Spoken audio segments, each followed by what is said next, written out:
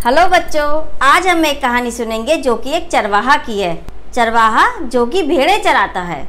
बहुत पुरानी बात है। एक गांव में एक चरवाहा रहता था और वो रोज अपनी भेड़ें चराने के लिए गांव से जंगल जाता था। वो सुबह अपनी भेड़ों को लेकर के निकलता और शाम को लौटता था और वो दिन भर जंगल में बैठे बैठे बोर हो जाता था। जंगल में बैठे बैठे जब वो बहुत बोर हो जाता था तो कुछ ना कुछ शरारत करने लगता था। एक दिन उसे एक ऐसी शरारत सूझी कि उसने गांव की तरफ मुंह करके जोर जोर से चिल्लाना शुरू करा, बचाओ बचाओ भेड़िया आया, बचाओ बचाओ भेड़िया आया।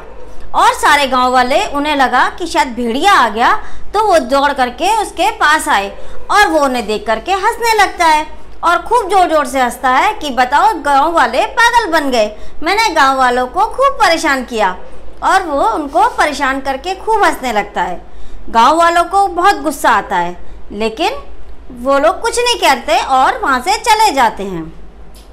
थोड़े दिन बाद फिर उसे शरारत सूझी, फिर उसने हल्ला मचाया, भेड़िया आया भेड़िया आया। गांव वाले फिर दौड़ करके आ गए।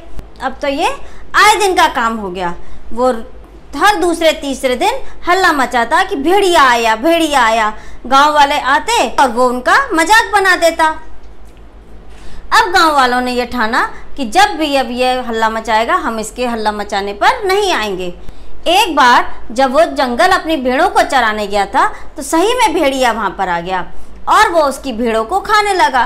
अब उस चरवाहे ने खूब हल्ला मचाया कि भेड़िया आया, बचाओ बचाओ भेड़िया आया।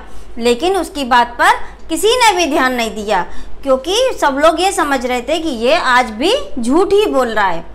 और हुआ उसका नतीजा ये हुआ कि भेड़िया उसकी सारी भेड़ें खा गया। चरवाहा बहुत दुखी हुआ और रोते रोते एक पेड़ पर बैठ गया और वो घर भी नहीं गया। जब बहुत देर हो गई और रात भी हो गई और वो घर नहीं पहुंचा तो गांव वाले उसे ढूंढते हुए जंगल पहुंचे और वहां जाकर के जब उन्होंने देखा कि सारी भेड़ें मरी पड़ी हैं और वो एक पेड़ पर बैठा रो रहा है और फिर उससे पूछा कि क्या हुआ, तो उसने बताया कि भेड़िया आया था और मेरी सारी भेड़ों को खा गया।